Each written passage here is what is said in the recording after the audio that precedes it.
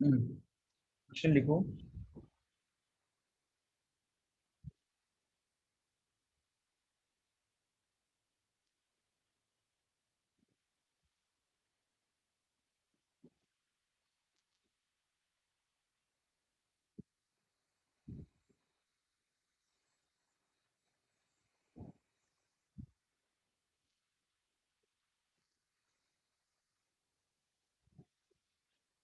Henry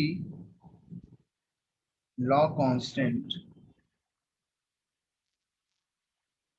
और CO2 in water. अच्छा, इसकी यूनिट क्या आएगी बताओ। ये तो यूनिटलेस होता है,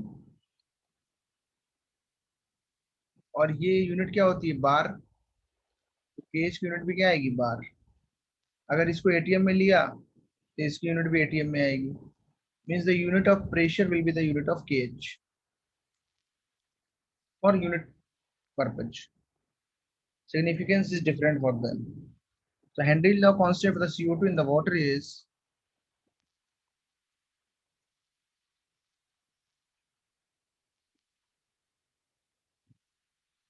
टेम्परेचर दिया है,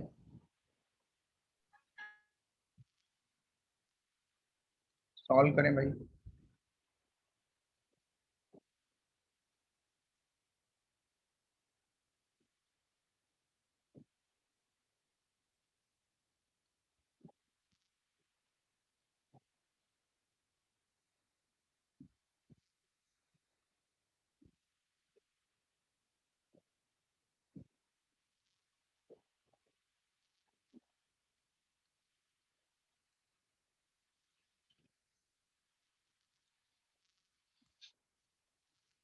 देखो, इस क्वेश्चन में डेटा देख लो पहले क्या दिए।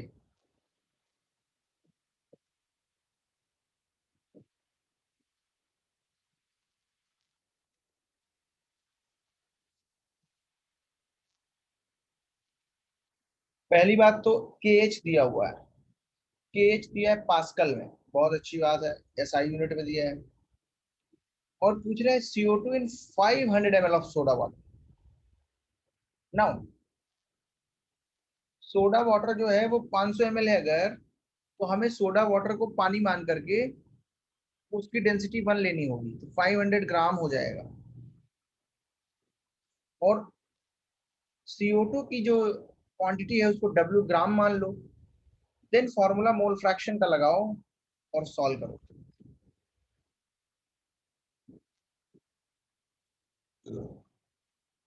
सॉल्व करो भाई, सॉल्व करो।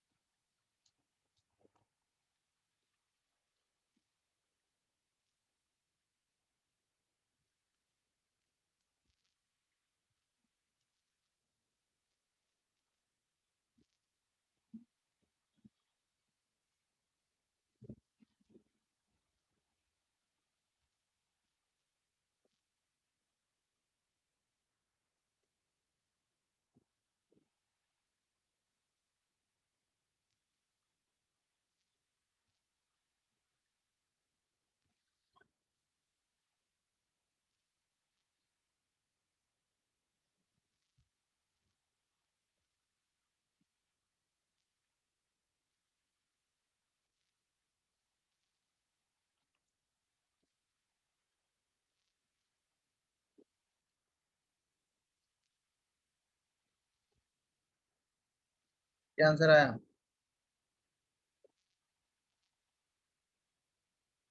अरे थोड़ा आराम सॉल्व करो, कोई टफ क्वेश्चन नहीं दिया है।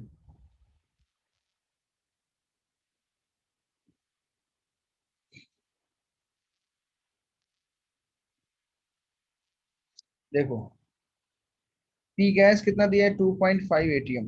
एटीएम को पास्कल में चेंज कर लो, 10 to 5 पास्कल हो जाएगा।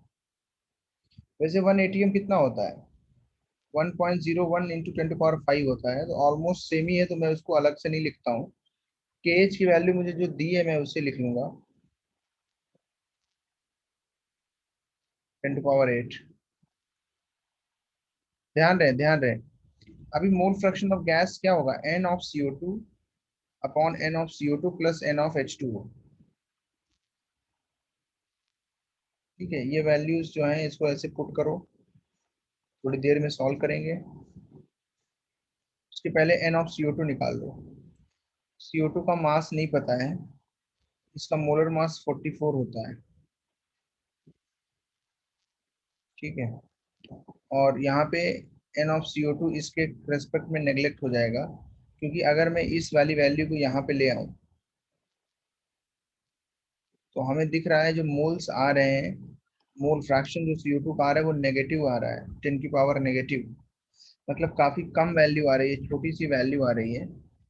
2.5 अपॉन 1.7 कितना होगा, 17 बन जाए 17, और कितना बचेगा, 80 बचेगा। तो 17 5 जा 85, लगभग 1.5 आने वाला है वो।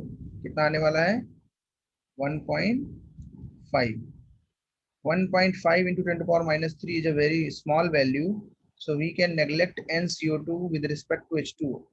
यहाँ पानी बचेगा 500/18 moles of water। यहाँ से सॉल्व करके मुझे बताओ आंसर क्या आएगा, बोलो।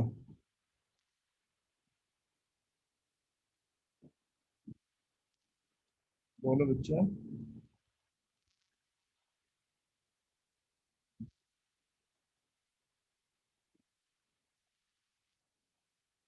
हम्म, आंसर क्या आएगा। सर क्या ये एक बार एक्सप्लेन कर सकते हैं कि आपने NCO2 डिनोमिनेटर में क्यों से एलिमिनेट कर दिया? क्योंकि देखो ये बच्चे वैल्यू बहुत छोटी है ना, इसका मतलब इसके मोल्स वाटर के मोल्स के रेस्पेक्ट में बड़े कम है ना, कम। तो इस वाली यस सर। वैल्यू को हम यस सर। नेग्लेक्ट कर सकते हैं इसके रेस्पेक्ट में, तभी तो 10 पावर -3 आया है। So we yes can sir. Neglect NCO2 with respect to NH2, ऐसे लिख सकते हो, लाइक दिस। ठीक है, तो कार्बोनेटेड वाटर को ही सोडा वाटर कहते हैं, मतलब जो सॉल्वेंट है वो पानी है उसमें। Now solve it and give me the answer. मैं इसको 1000/2 लिख सकता हूँ, ये हमारा कैंसिल हो जाएगा। ऊपर वाली जो वैल्यू है वो कितनी आएगी, उसको सॉल्व करो, नीचे वाली वैल्यू को सॉल्व करो, और फाइनल आंसर बताओ।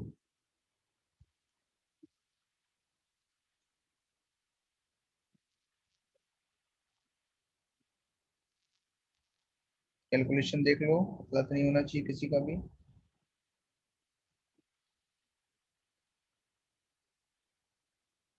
आई थिंक 1.83 ग्राम आएगा।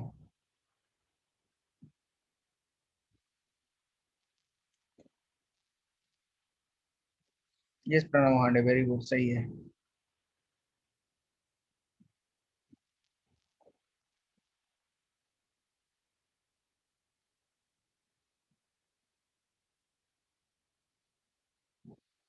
Yes sir 1.83। हम्म, फिर से समझ लो क्वेश्चन क्या था। पास्कल में दिया है आंसर, एच दिया है, ये 500 दिया है ml। वाटर की डेंसिटी 1 ग्राम/ml लेनी है, कभी भी जरूरत पड़े जब दिया ना हो। सोडा वाटर का मतलब वाटर प्लस CO2 दिया है यहाँ पे। व्हेन पैक्ड इस प्रेशर पे, इसी को हमें पास्कल में कन्वर्ट करना पड़ेगा, then we will get like this value.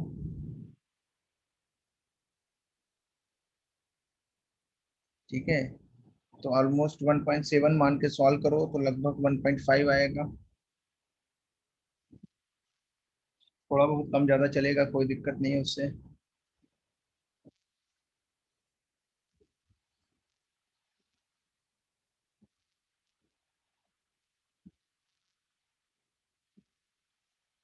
है बस है कि नहीं, उसके आगे सॉल्व कर लिया,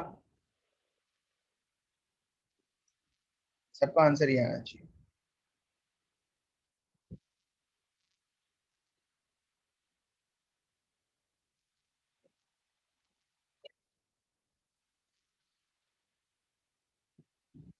डन, सबने लिखा है? Yes, sir. अब लिखो, हेडिंग डालो, liquid solutions. This is the main topic of this chapter. What is the liquid solution? Can you tell me? Liquid solutions क्या होते हैं? अरे बोलो, क्या केवल बैठ के पढ़ोगे? दोनों लिक्विड होती है सर जी। इन विच सॉल्वेंट क्या होता है?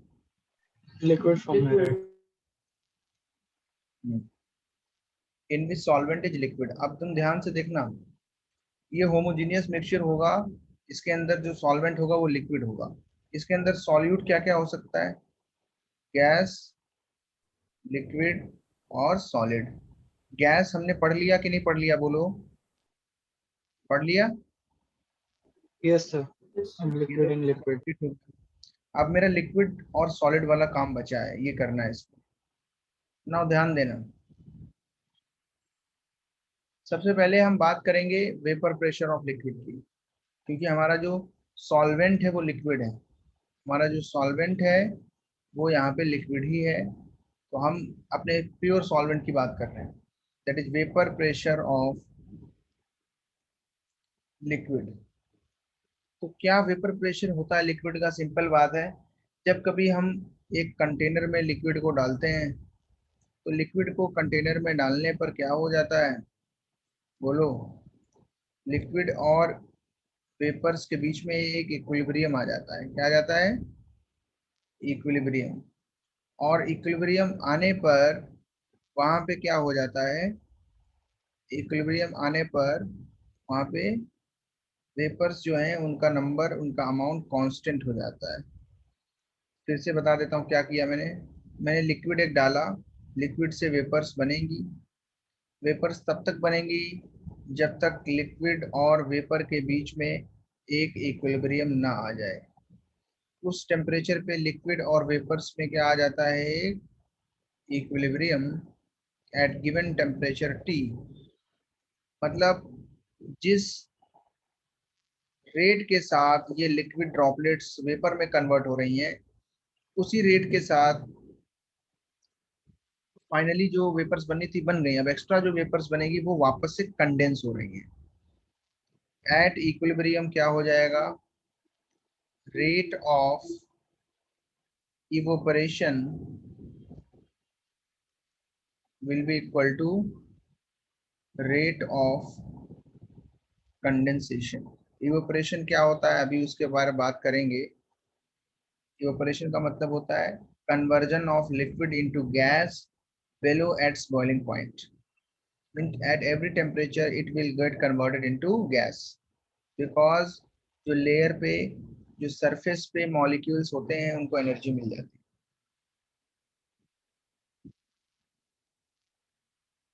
तो अभी वेपर ये प्रेशर लगाएगी तो मरकरी का लेवल क्या सेम रहेगा? किधर मरकरी लिफ्ट होगा? In which direction? Left of the और राइट? इस तरफ बढ़ जाएगी मरकरी कि नहीं बढ़ जाएगी? राइट में बढ़ जाएगी सर। इससे क्या पता लगेगा? This right arm will have more level of mercury than left arm, because जो प्रेशर है वेपर का वो इस डायरेक्शन से लगते हुए ऊपर जा रहा है। यहाँ पे वैक्यूम क्रिएट करके रखा हुआ है, दैट मीन्स जो एच आएगा यही बताएगा vapour pressure of the gas. जो वेपर्स बनेंगे कितना आएगा? रो एच जी। सबको पता है ये बात? प्रेशर का फॉर्मूला क्या होता है? रो एच जी। यहाँ से हम निकाल सकते हैं vapour pressure of the liquid. कोई डाउट इसमें? ये जो हमारा गैस बनी है इसका वेपर प्रेशर हमने निकाल लिया है। इस तरीके से मैनोमीटर लगा के इस इक्विपमेंट को क्या बोलते हैं? बोलो, क्या बोलते हैं इसको? मैनोमीटर। ये गैसियस स्टेट में पढ़ाया था ना। जल्दी जल्दी से कुछ स्पेशल चीजें बता देता हूँ, आसान सी चीजें। इवेपोरेशन क्या होता है?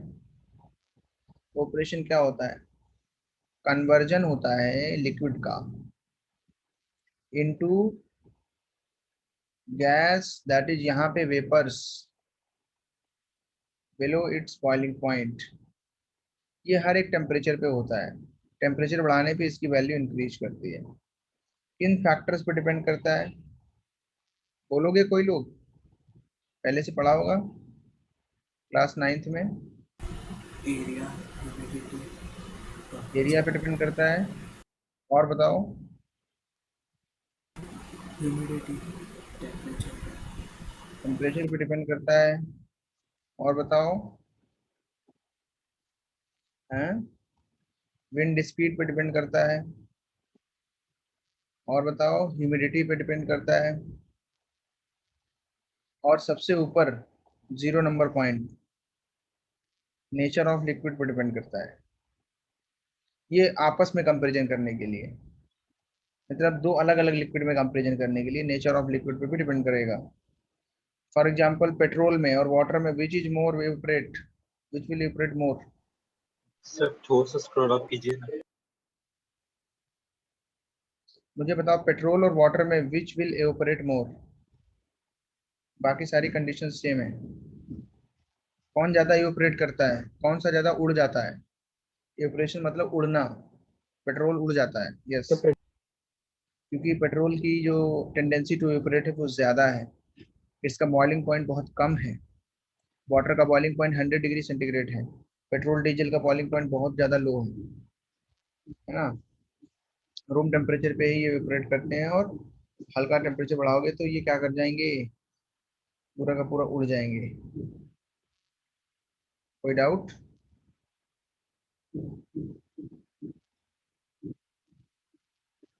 इसको भी नोट कर लो।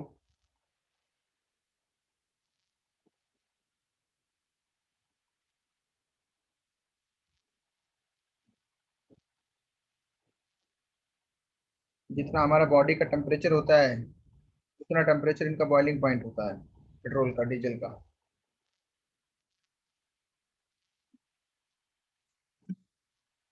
Got it?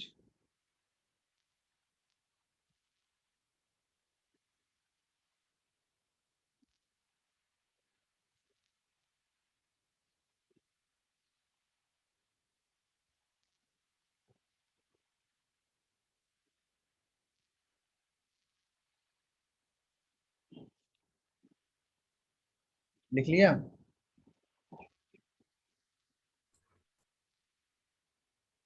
Ji sir. सुनो, होता कैसे इवेपोरेशन उसको समझते हैं थोड़ा।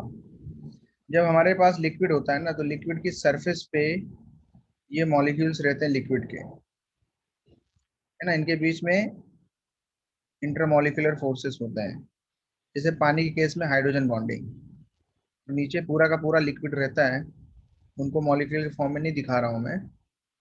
This is our liquid. तो जैसे गैसेस के पास काइनेटिक एनर्जी होती है, वैसे इनके पास भी क्या होती है, काइनेटिक एनर्जी। और ये इनके ऊपर फोर्सेस भी कंप्लीटली बैलेंस नहीं है, तो बाहर की जो भी चीजें हैं वो इन पे डायरेक्ट इफेक्ट करेंगी। फॉर एग्जांपल यहाँ पे टेम्परेचर बाहर ज़्यादा है, तो ये टेम्परेचर की वजह से इन गैस मॉलिक्यूल्स को एनर्जी मिलेगी, और ये मॉलिक्यूल्स अगर सफिशिएंट एनर्जी मिल जाए तो यहाँ पे जो अट्रैक्शन है उनको छोड़ करके बाहर चले जाएंगे। जैसे ये बाहर जाएंगे तो ये वेपर में बदल जाएगा। या मान लो यहाँ पे विंड स्पीड ज़्यादा है, विंड ने अपनी एनर्जी इसको ट्रांसफर करी, ये वाला मॉलिक्यूल यहाँ से उड़ के वेपर में कन्वर्ट हो जाएगा। यहाँ जब भी ये मॉलिक्यूल इस लेयर को, इस सरफेस को छोड़ेगा, it will be called vapour.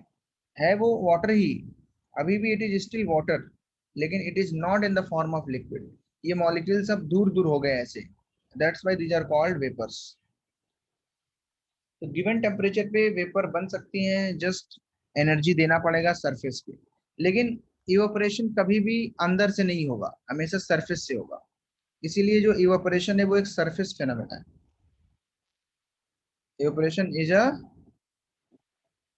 Surface phenomena, surface से होता है वो, बल्क से नहीं होता, अंदर से नहीं हो पाता है। तो इवेपोरेशन में क्या लिखेंगे, just the molecules of liquid present at the surface of the liquid will get energy from the outer atmosphere, maybe from wind or from the outer atmosphere temperature, and they will convert into the gases. This is called evaporation. Evaporation happens at every temperature.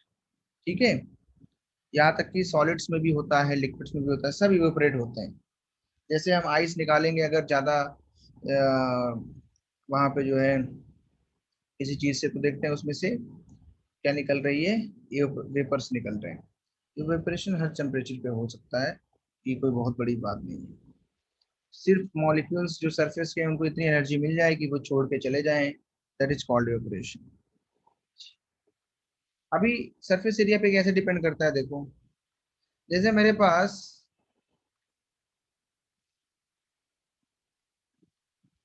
एक container है, इसमें 1 litre पानी है, liquid है, मान लो ये water ले लिया, और एक दूसरा मेरे पास कंटेनर है, इसमें भी 1 लीटर पानी है, लेकिन इसका सरफेस एरिया कम है, तो 1 और 2 इवेपोरेशन किसमें ज्यादा होगा? 1 देखो 1 में इतनी ज्यादा सरफेस एरिया है, इसका एक्सपोजर ज्यादा है, हर एक मॉलिक्यूल्स यहाँ पे एक्सपोज्ड है इस पूरी सरफेस पे। यहाँ पे सरफेस कम है, इसमें वेपर्स कम बनेंगी, वेपर्स कम बनेंगी तो ये इवेपोरेट कम होगा, ये इवेपोरेट कम होगा, क्योंकि इसकी जो वेपर्स बन रही है वो एस्केप भी कर रही हैं, इसलिए इक्विलिब्रियम इसमें मेंटेन नहीं हो पाता है। इस अगर इक्विलिब्रियम मेंटेन नहीं हो पाएगा, और एक ओपन जगह पे अगर मैंने एक ग्लास में पानी रख दिया, तो क्या 1 महीने बाद बचेगा क्या वो, हमारी यहाँ की कंडीशन के हिसाब से? बोलो, 1 हफ्ते में भी उड़ जाएगा वो, उससे भी कम में उड़ जाएगा, टेम्परेचर पे डिपेंड करता है, एयर पे डिपेंड करता है। तो ये पानी क्या हो जाएगा, खत्म हो जाएगा, सारी की सारी वेपर्स बन जाएंगी, है ना। लेकिन अगर एक बॉटल में रखा तो बताओ क्या होगा? ये बॉटल बनाई और इस बॉटल में रखा, और यहाँ पे बॉटल को कॉर्क से बंद कर दिया, अभी बताओ इसमें गैप है थोड़ा सा, पूरा पानी नहीं भरा है, हल्का सा पानी कम भरा है, बोलो वेपर्स बनेंगी कि नहीं बनेंगी? कब तक बनेंगी वेपर? जब तक वेपर्स में और लिक्विड में क्या ना आ जाए, इक्विलिब्रियम। जब rate of condensation rate of evaporation के बराबर हो जाएगा तो ये स्टॉप कर जाएगा। तो ये वाला पानी तो हम लाइफ टाइम रख सकते हैं, यस और नो? जी विल स्टे फॉरएवर, जब तक कॉर्क नहीं खोलेंगे ये पानी नहीं जाएगा कहीं, क्योंकि ये बॉटल है पूरी तरीके से क्लोज्ड, इससे पानी बाहर जा नहीं सकता, तो यहाँ पे पानी रुक जाता है। इक्विलिब्रियम मेंटेन करने के लिए क्लोज्ड कंटेनर होना चाहिए। कैसा कंटेनर होना चाहिए फॉर इक्विलिब्रियम मेंटेन? कैसा कंटेनर होना चाहिए? Closed container is requirement. अब आगे बढ़ते हैं, टेम्परेचर जैसे कम ज्यादा कर दिया, मान लो 2 बॉटल्स हैं, ओपन कंटेनर हैं, इसमें 500 ml वाटर है, तो हम लिख सकते हैं डायरेक्ट प्रोपोर्शनल। कौन सा? Evaporation is direct proportional to surface area. हाँ ये लिख सकते हैं ना, ऐसा बोल रहे हो? यस आप बिल्कुल क्यों नहीं लिख सकते, जब उस पे ही डिपेंड कर रहा है, दैट इज डायरेक्टली प्रोपोर्शनल।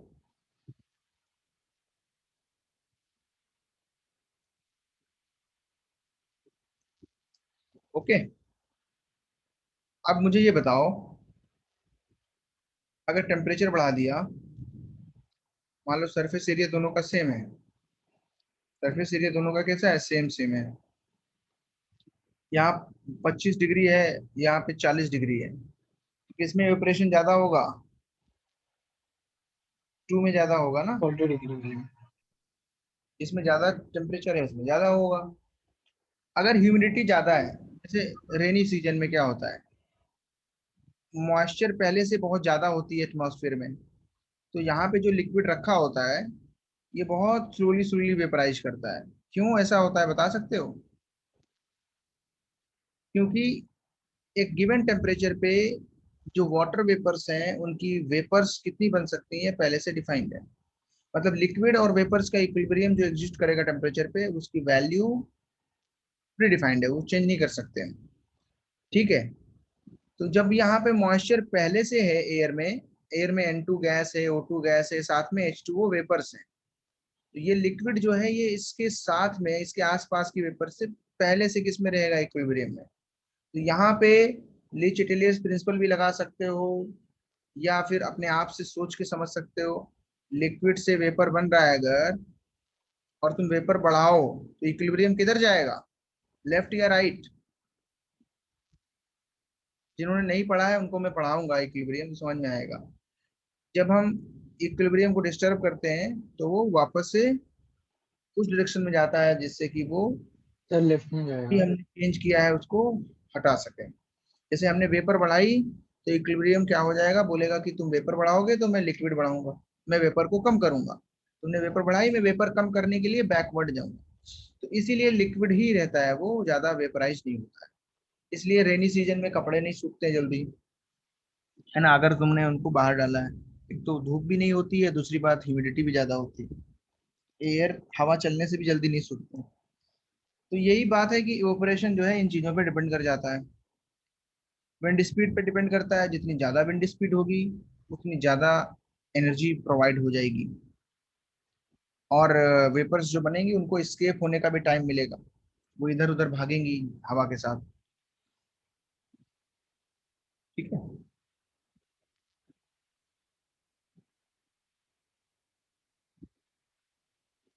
ना वेपर प्रेशर क्या होता है देखो, थोड़ा सा इसको समझ लेते हैं कि ये पीछा नहीं छोड़ेगा आप। सर और वो जो विंड स्पीड बोले वो भी राइट। क्या, विंड स्पीड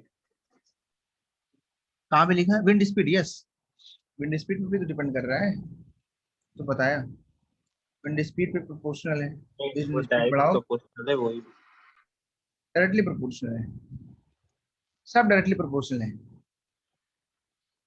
ठीक है, वो मैथमेटिकल फॉर्मूले में हम नहीं जा रहे हैं, क्योंकि उसकी हम लोग मॉडलिंग नहीं कर रहे हैं। मॉडलिंग में जाओगे तो एग्जैक्टली ऐसा नहीं होता डायरेक्टली प्रोपोर्शनल हो, उसमें बहुत सारे फैक्टर्स लगते हैं, that's a complex engineering methods, उस पर नहीं जाना है तुम्हें। तो तुम्हें ऐसे समझना है कि बढ़ने पे बढ़ता है, कितने गुना बढ़ता है, कितनी स्पीड बढ़ाओगे तो कितना ऑपरेशन बढ़ेगा, ये सब चीजें देर टू मच टेक्निकल, उसमें जाने की जरूरत नहीं है तुम्हें। वेपर प्रेशर जो है उसकी बात करते हैं। वेपर प्रेशर क्या है, वेपर्स का जो प्रेशर लगता है that is vapour pressure.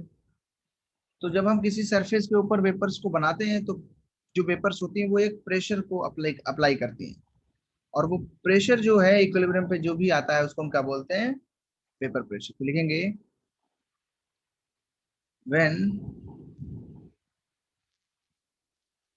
when a liquid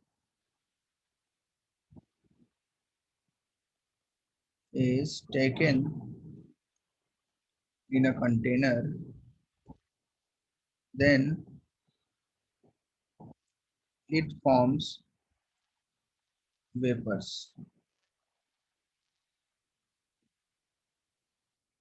It forms vapors till equilibrium is reached. The pressure applied by these vapors above the surface of liquid at equilibrium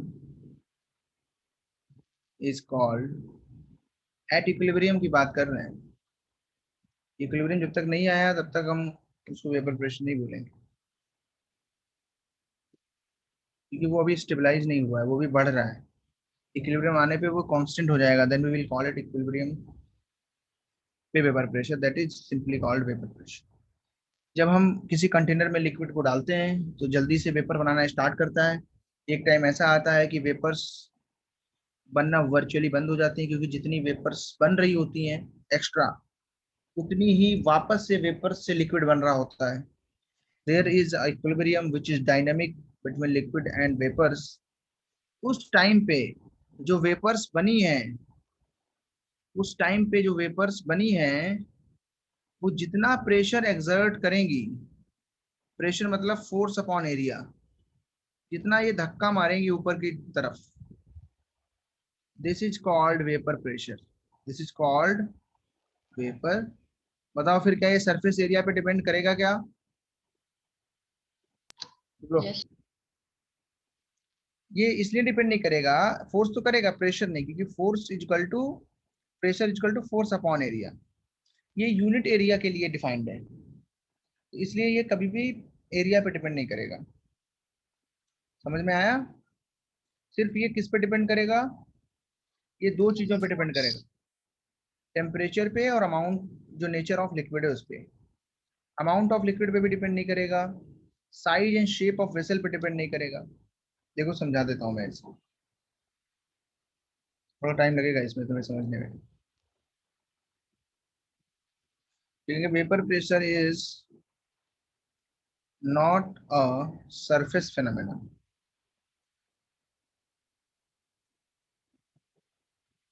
that is, it does not depend on amount of liquid.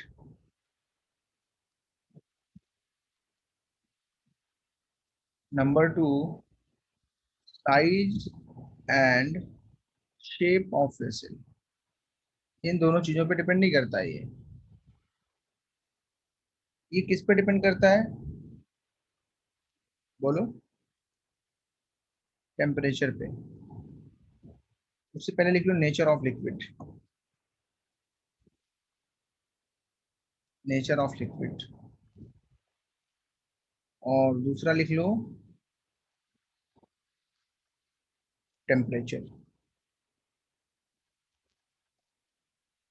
Nature of liquid का मतलब है intermolecular forces. Vapour pressure is inversely proportional to intermolecular forces, IMF। Intermolecular forces जितने ज्यादा strong होंगे उतनी vapours कम बनेंगी। अब इसको समझो कैसे ये डिपेंड नहीं करता अमाउंट ऑफ लिक्विड पे। देखना, मान लो मैंने ये कंटेनर लिया और मैंने ये कंटेनर लिया, इसमें 500 ml है, इसमें 2 लीटर है। इसकी सरफेस ज्यादा है दूसरे वाले की, पहले वाले की सरफेस कम है, यहाँ ज्यादा वेपर्स है। वेपर्स तो ज्यादा है, लेकिन पर यूनिट एरिया पे बताओ प्रेशर तो सेम क्रिएट होगा ना? यस और नो? फोर्स जो होगा वो तो सेम क्रिएट होगा। मतलब जो ये धक्का लगाएंगी that is pressure, pressure is force upon area, वो तो सेम लगेगा। मान लो इतना एरिया यूनिट एरिया है, मान लिया इतना एरिया यूनिट एरिया है, तो हर एक जगह पे क्या होगा? यहाँ पे बस एरिया बढ़ गया, ओवरऑल फोर्स तो ज्यादा हुआ, लेकिन प्रेशर क्या है? वो तो सेम ही है, वो तो नहीं बदला ना। तो जो प्रेशर होता है वो फोर्स अपॉन एरिया। अगर तुमने एरिया से डिवाइड कर दिया तो it will not depend on the area at a particular time, पर यूनिट एरिया हो गया डिफाइंड। कैसे डिफाइंड हो गया? पर यूनिट एरिया। IMF नहीं अभी तक तुम लोग को पता है, केमिकल बॉन्डिंग पढ़ चुके हो। इंटरमॉलिक्यूलर फोर्सेस, फॉर एग्जांपल पानी के अंदर हाइड्रोजन बॉन्डिंग होती है, this is called IMF। Oxygen gas में वॉन डेर वाल फोर्सेस होते हैं। सब पढ़ाया था कि नहीं पढ़ाया था? याद कर लो।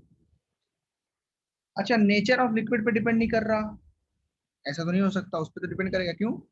मान लो जितना ml तुमने पानी लिया है, इतना ही ml तुमने पेट्रोल ले लिया होता है, 500 ml। तो किसमें फास्ट वेपर्स बनेगी, किसमें ज्यादा वेपर्स बनेगी फास्ट पर यूनिट एरिया? पेट्रोल में या पानी में? किसमें ज्यादा वेपर्स बनेगी, ज्यादा vapours, high density of vapours? Petrol में। तो पेट्रोल का पेट्रोल। वेपर प्रेशर ज्यादा हो जाएगा। सो वेपर प्रेशर ऑफ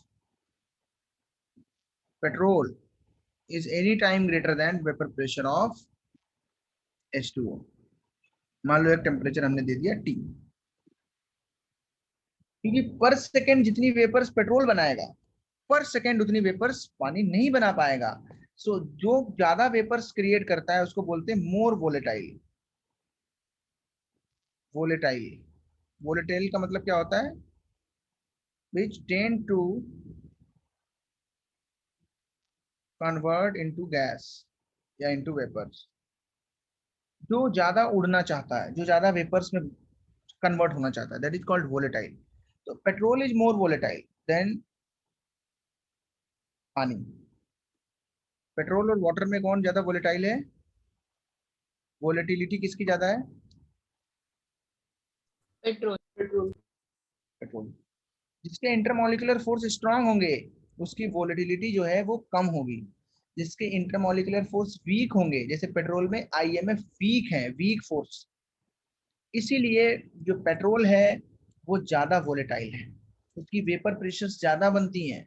जो जितना वोलेटाइल होगा उसके वेपर प्रेशर उतने ज्यादा बनेंगे। मतलब वोलेटिलिटी बढ़ाओगे तो वेपर प्रेशर बढ़ेगा। तो आप तुम्हें समझ में आ रहा होगा, नेचर ऑफ लिक्विड पे डिपेंड करता है। फिर तुमने टेम्परेचर बढ़ा दिया, अगर तुमने सेम पानी लिया लेकिन उसका टेम्परेचर राइज किया, what will happen? Can you tell me? क्या पर सेकेंड नंबर ऑफ वेपर्स बढ़ जाएंगी कि नहीं बढ़ जाएंगी? क्या टेम्परेचर बढ़ाने से जल्दी जल्दी से वेपर्स बनेगी कि नहीं बनेगी? जब जल्दी जल्दी वेपर बनेगी सेम पानी की तो उसका वेपर प्रेशर भी इंक्रीज कर जाएगा। लेकिन एरिया पे डिपेंड इसलिए नहीं करता क्योंकि एरिया पर यूनिट एरिया ही को प्रेशर बोलते हैं। The force applied by the vapours per unit area is called vapour pressure. जो चीज एरिया से ही डिवाइड कर दी वो एरिया पे कैसे डिपेंड कर सकती है?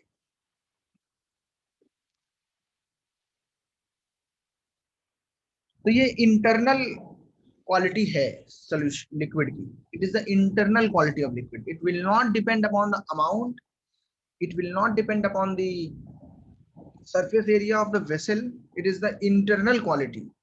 ये अंदर से उसके आ रहा है, ये उसकी खुद की क्वालिटी है। तुम कितना ज्यादा लेते हो उससे उसको फर्क पड़ता नहीं है। ज्यादा ले लोगे तो जल्दी से वो वेपराइज हो जाएगा, दैट इज इवोपरेशन बढ़ेगा, लेकिन उसकी जो वेपर्स प्रेशर लगा रहे हैं, धक्का लगा रहे हैं, वो चेंज नहीं होगा, इट विल बी सेम। जो टोटल फोर्स होगा उनका वो बढ़ जाएगा। जैसे तुमने पहले इतना छोटा लिया है तो यहाँ पे अगर कोई लिड रखी है तो उस पर इतना फोर्स लगेगा, फोर्स। लेकिन अगर तुमने वेपर्स ज्यादा जगह में ले ली तो एक बड़ी सी लिड को भी उठा सकते हैं, ये फोर्स है। लेकिन प्रेशर क्या होता है? Per unit area. F upon A की वैल्यू सेम हो जाएगी। यहाँ पे अगर एफ है, यहाँ पे मान लो 2F फोर्स है, अगर इसका एरिया ए है, इसका एरिया 2A है, तो प्रेशर यहाँ पे कितना आएगा? F upon A. और प्रेशर यहाँ पे भी कितना आएगा? 2F upon 2A, that is F upon A. अगर एरिया डबल करोगे तो फोर्स डबल हो जाएगा, एरिया डबल करोगे तो फोर्स भी डबल हो जाएगा सेम टेम्परेचर पे, लेकिन प्रेशर सेम रहेगा। तो pressure is independent of area. जैसे डेंसिटी होती है ना, जैसे मैंने तुम्हें बोला कि H2SO4 का एक सोल्यूशन मैंने बनाया 1 किलो, 1 लीटर बनाया, मान लो किलो नहीं रहने दो, उसका 10 ml निकालू चाहे 500 ml निकालू, क्या उसकी डेंसिटी बदल जाएगी? क्या उसकी मोलरिटी बदल जाएगी? नहीं बदलेगी ना। This is the internal quality of the, this is the characteristic quality of the substance of the solution. Similarly वैसे वेपर प्रेशर होता है, it is the characteristic of the liquid. तो vapour pressure is characteristic of the liquid. उसके amount पे depend नहीं करा सकते इसको, ज्यादा लेने से कम लेने से कोई फर्क नहीं पड़ता है। टेम्परेचर बढ़ाओ तब वो बढ़ेगा घटेगा। तो for a given liquid it depend only on the temperature. So ऊपर का किसी को लिखना है? बोलो, ऊपर का किसी को लिखना है? किसी को लिखना है तो बोलेगा। नहीं। समझ में आ गया ना? आगे बढ़े फिर। श्योर। समझ में आया फर्क? समझ में आया? इक्वेशन में फर्क है, देयर इज ए डिफरेंस ना। हाँ सर। अब हमें थोड़ा सा एडवांस का है ये टॉपिक, जेई मेंस के लिए नहीं है। जेई मेंस में सिर्फ उसका फॉर्मूला याद रखना है, formula is more than enough. कई साल से तो मेंस में नहीं पूछा, एडवांस में तो कई बार पूछ चुके हैं। कैसे वेरी करता है वो हमें निकालना पड़ेगा। इसको बोलते हैं Clausius Clapeyron equation. Variation of vapour pressure with temperature. हमने ये तो तुम्हें बता दिया कि टेम्परेचर बढ़ाने से बढ़ता है, लेकिन किस, जैसे मैंने तुमने वहां पे पूछा था ना सर, डायरेक्टली प्रोपोर्शनल या कैसा, तो वो इतनी टेक्निकल चीजें होती हैं कि उसके अंदर बहुत सारी फैक्टर्स को लिया जाता है। विंड स्पीड, विंड वेलोसिटी, वो सब तो मॉडलिंग की चीजें हैं, वो इंजीनियरिंग में पढ़ने को मिलता है। उसको छोड़ के अगर टेम्परेचर वाली चीज पढ़े तो यहाँ पे थर्मोडायनेमिक्स से पढ़ सकते हैं। This is called Clausius Clapeyron relation और इक्वेशन। तो ये सारे के सारे साइंटिस्ट के नाम होते हैं, इनके पीछे भागने की जरूरत नहीं है। क्लेपियन इक्वेशन को पढ़ना है हमें। कैसे आती है देखना। कोई मान लो एक्स हमारे पास लिक्विड है, वो कन्वर्ट हो रहा है गैस में, एक टाइम पे उनमें इक्विलिब्रियम आ जाएगा। ये बात मैं आज सिखा चुका हूँ। इस समय जो हीट चेंज होगी उसको क्या बोलते हैं? Can you tell me according to thermodynamics what is the enthalpy change at this time? क्या बोलते हैं, उसका नाम क्या होता है?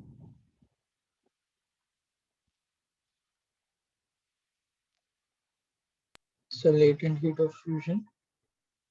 हाँ, Latent heat of vaporization. Yes, very good, latent heat of vaporization बोलते हैं उसको, बोलते हैं डेल्टा एच वेपराइजेशन।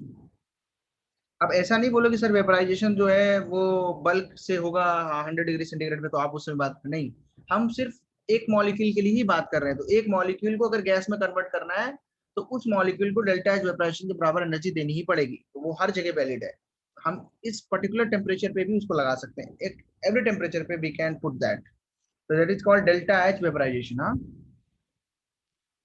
अब बोलो, लिक्विड और गैस में वॉल्यूम किसका ज्यादा होता है? Can you tell me?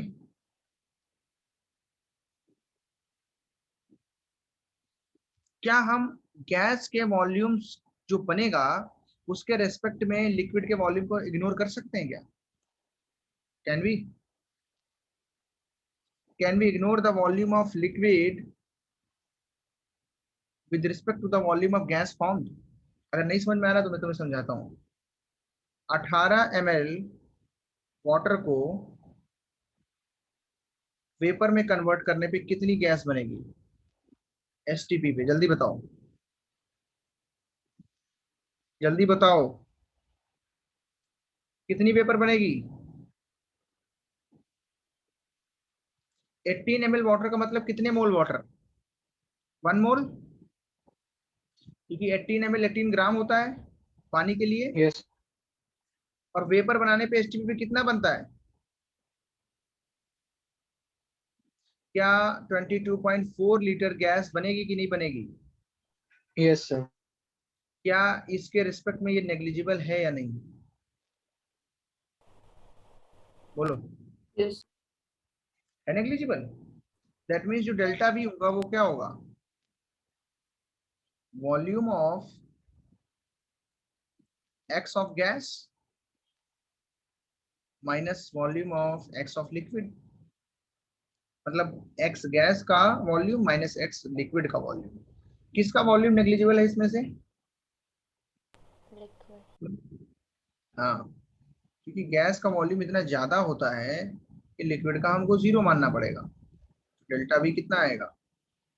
We gas, delta भी कितना आएगा? Volume of the gas.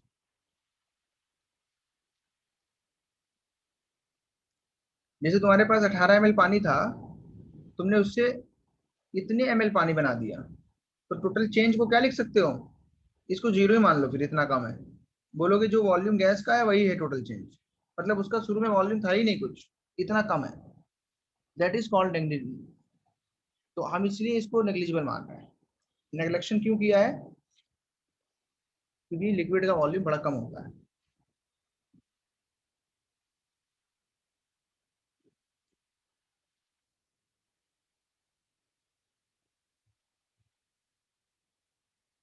आगे बढ़े।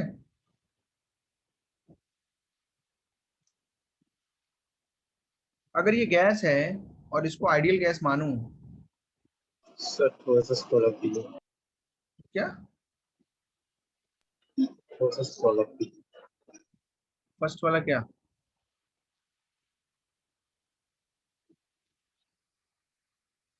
ये लिख रहे हो क्या? हाँ से ये वाला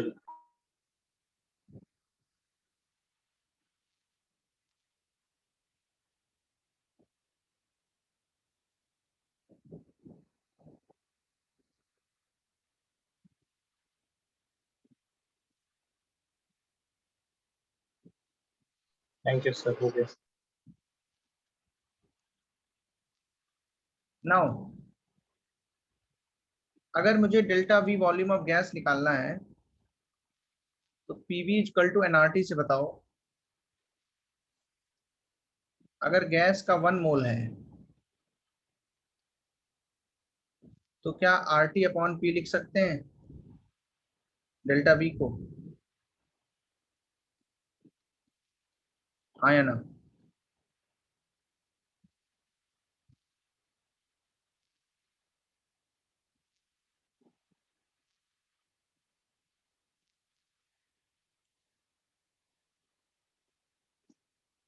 पीवी इक्वल टू एनआरटी लगाया for gas,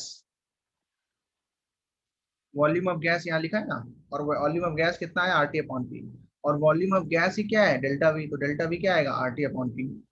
so we this V is क्या है वॉल्यूम ऑफ गैस और 1 मोल। वी हैव टेकन 1 मोल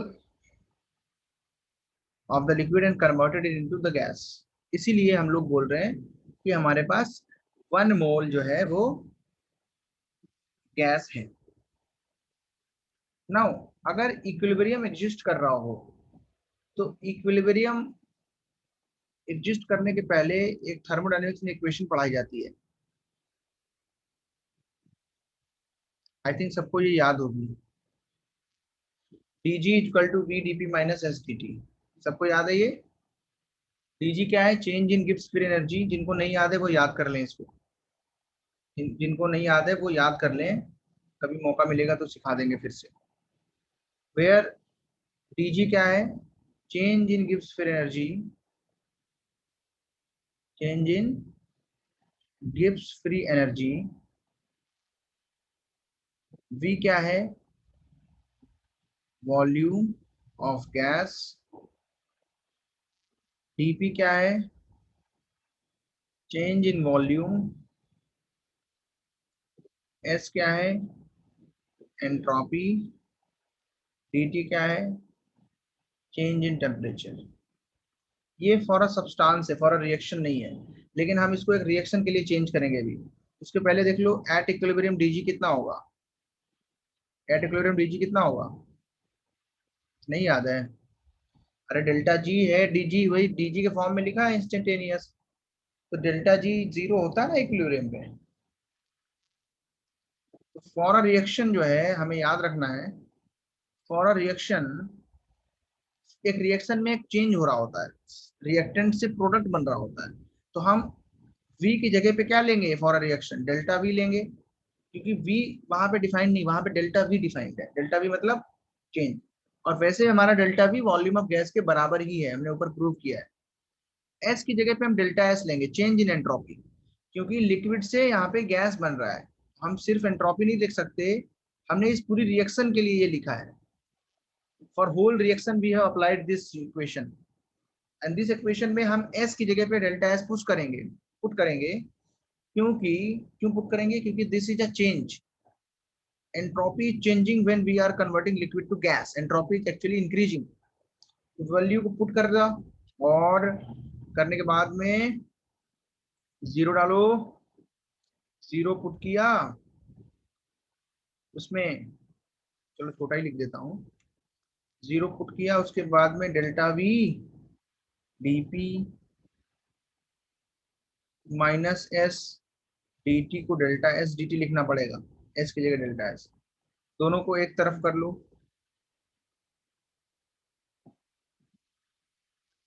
ये d चलने दो, इंस्टेंटेनियस चलने दो इसको।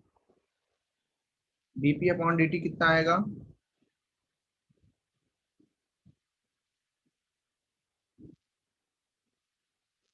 ओके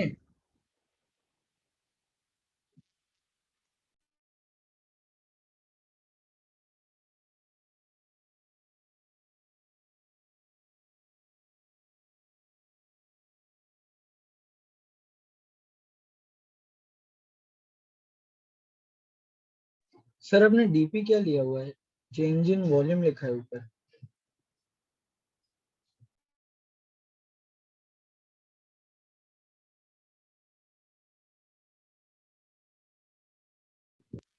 हाँ बोलो, क्या बोल रहे थे? सर आपने डीपी क्या लिया हुआ है? टीपी जो है वो चेंज इन प्रेशर है, नहीं लिखा क्या मैंने? सर आपने ऊपर वॉल्यूम लिखा था, change in volume. Change in pressure है भाई। ओके, वो अपने पुराने टर्म्स में ही है, उनमें कोई चेंज नहीं किया मैंने। जो जी होता है वो है, जो वी होता है वो है, जो पी होता है वो पी है, सब कुछ वही थर्मोडायनेमिक्स का है। थर्मोडायनेमिक्स में पढ़ लो ये। आगे बढ़ा दूं? Yes. एक रिवर्सिबल प्रोसेस के लिए डेल्टा एस कितना होता है फेज चेंज के लिए? कितने लोगों ने पढ़ा है ये? Entropy change in a phase change, बोलो। डेल्टा एच क्या है? Enthalpy of vaporisation. अभी ये सब पढ़ाना तो नहीं पड़ेगा मुझे, अभी लग रहा है। ये भी तो बोलता हूँ, रिवाइज करते रहा करो। टी टेम्परेचर है। टी क्या है? टेम्परेचर। ना वैल्यू पुट करो। DP upon D T, delta S की जगह रखो delta H upon T, into R T upon P रखो डेल्टा बी की जगह। ऊपर सॉल्व किया था, ऊपर सॉल्व किया था, डेल्टा बी क्या है? R T upon P. अभी इसको इंटीग्रेट भी करना पड़ेगा।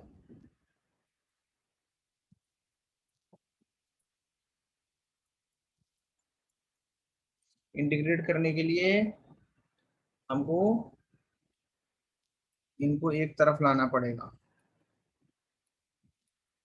डेल्टा एच एक कांस्टेंट है, आर भी कांस्टेंट है, D T upon T square.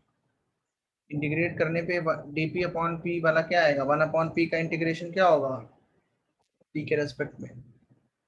L N P होगा ना। तो हम इसमें लिमिट्स भी लगा देते हैं। T1 टू P2 करेंगे इसको, इसको T1 टू T2 करेंगे, where T1 is the initial temperature, P1 is the initial pressure, P2 final, T2 final. ln P, P1 to P2। 1/t square का इंटीग्रेशन क्या होता है? -1/t, है ना?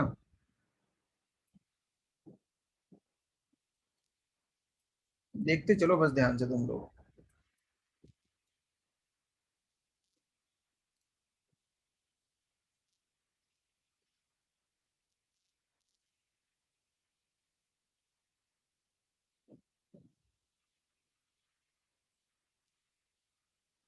वन अपॉन T1, ये माइनस का था ना, तो वो प्लस का हो जाएगा, और ये T2 हो जाएगा। समझ में आया कि नहीं आया? यहाँ तक किसी को डाउट आ रहा है तो पूछ सकता है, अगर आ रहा है तो। आना नहीं चाहिए, बट आ रहा है तो पूछो जल्दी। ये कैलकुलेशन तो करी होंगी ना, केमिकल इक्विलिब्रियम में, थर्मो में, हर जगह बिल्कुल ऐसा ही फॉर्मूला तो आया था, ln K2/K1, जब तुमने इक्वेशंस पढ़ी होंगी इक्विलिब्रियम के अंदर। हाँ, ln P2/P1 equal to delta H upon R 1/T1 -1/T2 formula आ गया। इसी को क्या बोलते हैं? क्लासियस। उससे ऊपर वाली को भी बोलते हैं, तुम्हारे लिए यही सही है, क्लेपिरॉन इक्वेशन। क्या ये रिलेशन मिला कि नहीं मिला? टेम्परेचर का प्रेशर के साथ रिलेशन मिला कि नहीं मिला, बोलो। क्या इसको लॉग में चेंज कर लूं? ln को लॉग में चेंज करते हैं, 2.303 आता है। आया ना? आया ना, बोलो। यस। हम्म।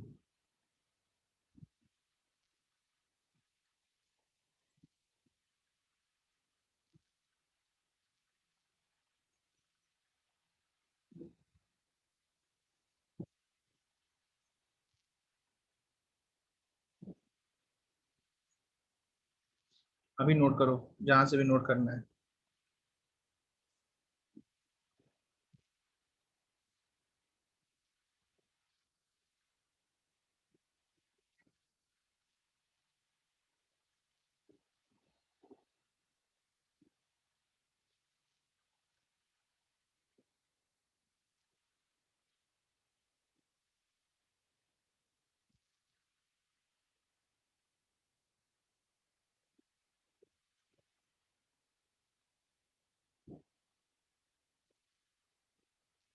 तो फॉर्मूला कैसे डिराइव हुआ है ये याद रखने के लिए कई बार इसको लिख के समझना पड़ेगा। It is not that much conventional, लेकिन इसका जो रिजल्ट है दैट इज वेरी इंपॉर्टेंट। इस पर डायरेक्ट सवाल पूछा जा सकता है एग्जाम, और पूछा गया है। यहाँ तक कि मेंस में भी पूछा है, एडवांस में तो आता रहता है। इस इक्वेशन को बोलते हैं क्लासियस क्लैपेरॉन इक्वेशन। क्वेश्चन में क्या दिया रहेगा पता है? एक प्रेशर पे,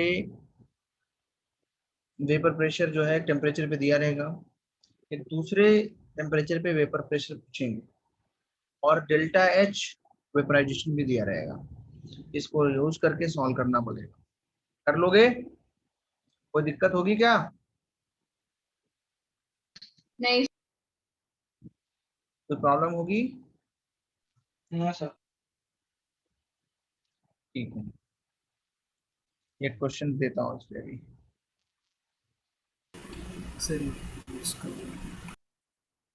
हाँ, आर्हेनियस इक्वेशन सबको याद है कि नहीं याद है? बिल्कुल ऐसी होती थी क्या?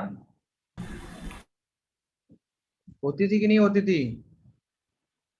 जिन्होंने, कितने लोगों ने इक्विलिब्रियम पढ़ा? हैंड रेज करो पहले, जल्दी से करो, मुझे दिखाई दे। इक्विलिब्रियम कितने लोगों ने पढ़ा है? कुछ ने नहीं पढ़ा? हाँ, बोलो। अरे इसमें तो पुराने बच्चे भी है ना। ओप्पो F17 कौन है ये? नाम अपना तो चेंज कर लिया करो। अब इससे कैसे पता चलेगा कौन पढ़ रहा है? ये इक्वेशन नहीं पढ़ी थी तुम लोगों ने? Arrhenius equation. हाँ, भूल गए?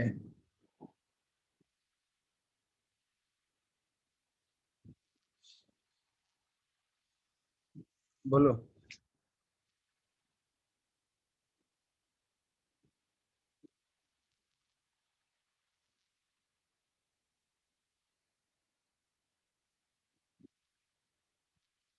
याद है? सबको याद है? एंडोथर्मिक एक्सोथर्मिक करके पढ़ते थे इसको इक्विलिब्रियम में। याद रखा करो यार। के इज इक्विलिब्रियम कांस्टेंट। जिसने इक्विलिब्रियम पढ़ा होगा उसको समझ में आएगा। इसलिए तो मैं पूछ रहा हूँ, जिन्होंने पढ़ा है क्या वो इसको कांटेक्ट कर पा रहे हैं इन दोनों का? क्या इनको रिलेट कर पा रहे हैं कि नहीं कर पा रहे हैं? उनको फायदा होगा इससे। जिन्होंने नहीं पढ़ा है उनको वेट करना पड़ेगा, उनको पढ़ाना पड़ेगा कभी ना कभी। ठीक है, तो अभी तो याद रखो ये वाली क्वेश्चन।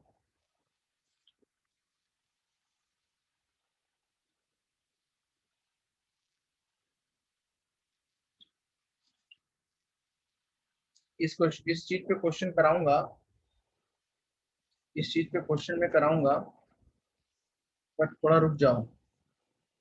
उसके पहले लिख लो बॉइलिंग पॉइंट। सर, एक बार वो लास्ट वाली इक्वेशन दिखा देंगे। जो अभी लिखी है वो? जी सर। ओके, जल्दी से देखो।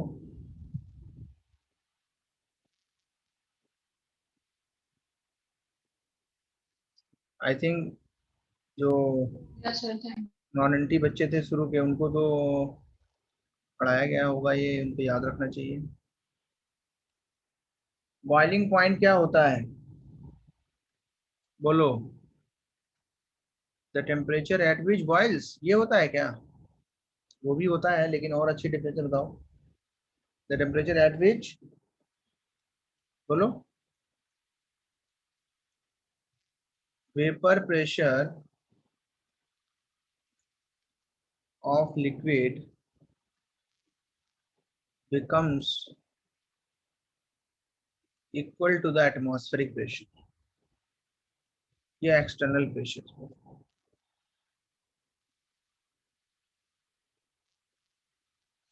क्योंकि ज्यादातर हम लोग जो सॉल्यूशन चैप्टर के काम करते हैं वो या बॉइलिंग करते हैं वो एटमॉस्फेरिक प्रेशर पे करते हैं, इसलिए एक्सटर्नल प्रेशर हमारा एटमॉस्फेरिक होता है। जैसे पानी कब बॉयल होता है, बोलो कितने टेम्परेचर पे बॉयल होता है? 1 atm प्रेशर पे 100 डिग्री। पानी तब बॉयल होता है जब वाटर की जो वेपर्स हैं इनका vapour pressure atmospheric vapour pressure that is 1 atm के बराबर हो जाए, देन वाटर स्टार्ट्स बॉइलिंग। मतलब बल्क से भी मॉलिक्यूल्स वेपराइज करने लगते हैं, सिर्फ सरफेस से नहीं। यहाँ वाला मॉलिक्यूल बोलता है कि अभी मैं भी आजाद हूँ, मैं भी बाहर जा सकता हूँ, मुझे कोई रोकेगा नहीं। इसलिए इसमें बॉइलिंग वाला फिनोमेना तुम्हें दिखता है, ये उछलने लगता है, इसमें मूवमेंट्स दिखते हैं, एवरीथिंग वाज देयर जो भी है। सिंपली ऐसे बोलें कि इस समय क्या होता है, एटमॉस्फेरिक प्रेशर इसके प्रेशर के बराबर हो जाता है, इसको हम बोलते हैं बॉइलिंग पॉइंट। बोलो कोई प्रॉब्लम इसको समझने में? बोलो। हम्म, सर समझ आ गया। हाँ, अब आगे बढ़ते हैं। स्टैंडर्ड बॉइलिंग थोड़ा पॉइंट क्या ऊपर होता स्क्रॉल कर सकते हो? है? हाँ, फॉर एग्जाम्पल पानी के लिए ये कितना होता है, 1 atm के आसपास पे 100 डिग्री सेंटीग्रेड कितना होता है, 100 डिग्री सेंटीग्रेड।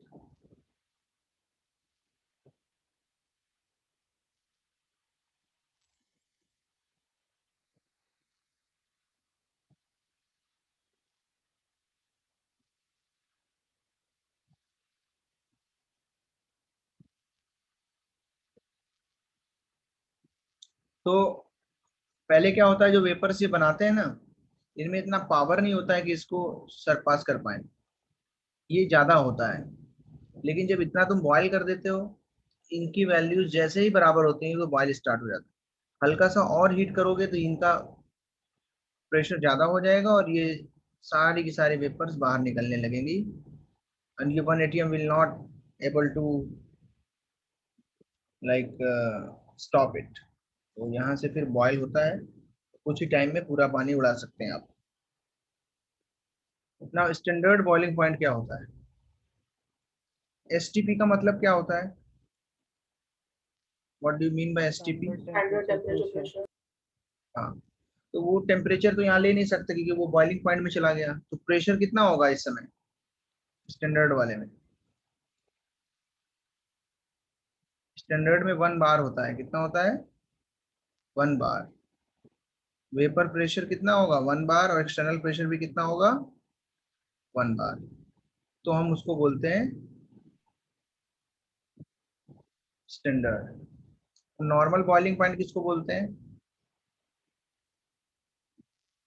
1 atm को किसको बोलते हैं? जब प्रेशर कितना हो, एटमॉस्फेरिक प्रेशर या एक्सटर्नल प्रेशर 1 atm हो और वेपर प्रेशर ऑफ लिक्विड भी उतना हो, तभी तो बॉईल करेगा। दोनों में थोड़ा सा फर्क है, यहाँ बार है, यहाँ एटीएम है। तो अगर किसी का दिया हुआ है, if normal boiling point of liquid is given 30 degree centigrade, इसका मतलब क्या हुआ? What is the meaning of this?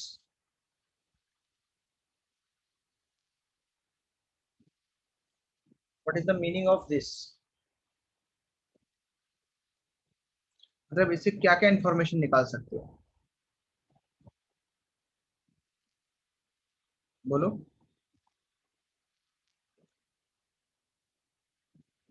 Sir तुमने स्क्रॉल किया। Pressure 1 atm।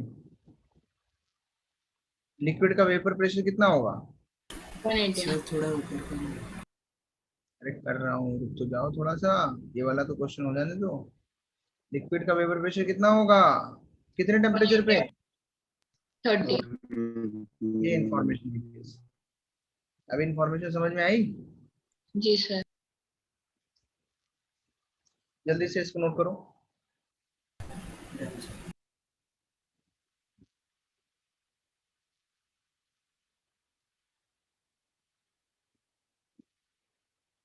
अभी यही पूछ रहे थे ना तुम कि और ऊपर? सर हो गया। अभी समझा?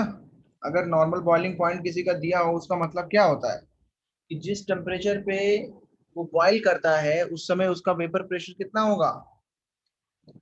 1 atm।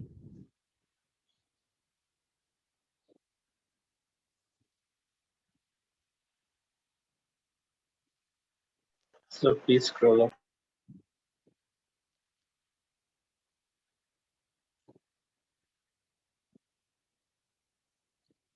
डन?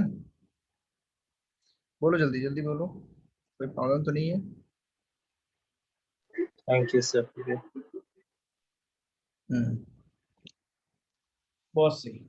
समझो बात को, अभी आगे बढ़ाते हैं।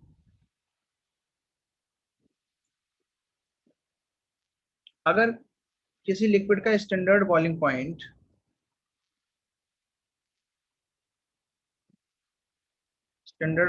पूरा लिखना तुम लोग, ठीक है? Of liquid is 100 degree centigrade, इसका मतलब क्या है? What is the meaning of this? Another meaning of this?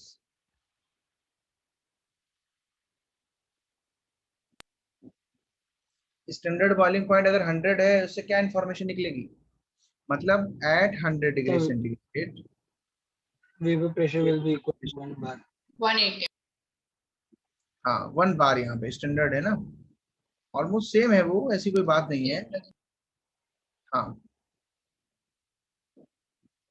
1 bar pressure पे उसका बॉइलिंग पॉइंट तो 100 है ही।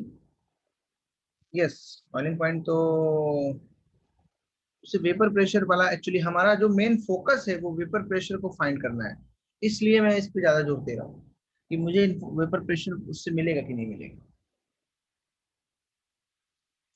अच्छा, on increasing external pressure boiling point will increase और डिक्रीज? बोलो बोलो।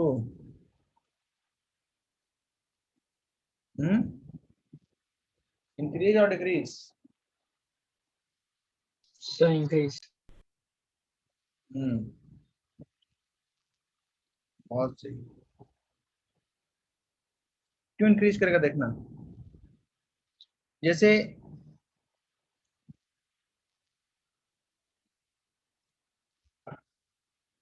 कब बॉईल करता है कोई भी लिक्विड? जब एटमॉस्फेरिक प्रेशर के बराबर उसका वेपर प्रेशर हो जाए।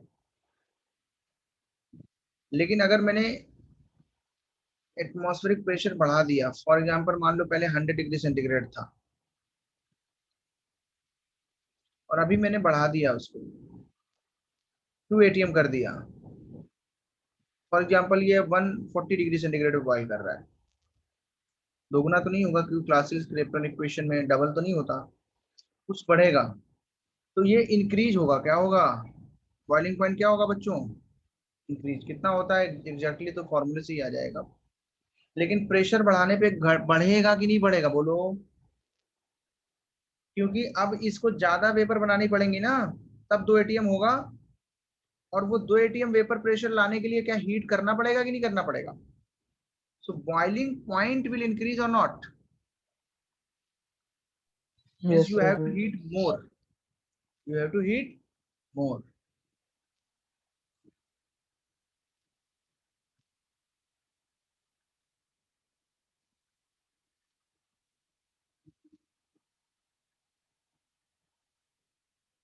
अच्छा,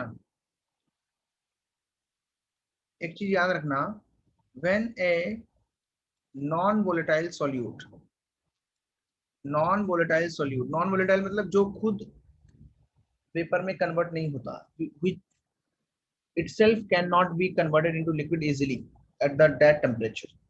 ठीक है, नॉन वोलेटाइल मतलब जो उड़ता नहीं है, जैसे कुछ कंकड़ पत्थर डाल दिए, NaCl डाल दिया, शुगर डाल दी, ये सब वेपराइज नहीं होते हैं, पानी उड़ जाएगा वो नीचे बच जाएंगे, that is called non volatile, which do not want to convert into vapors, that is called non volatile।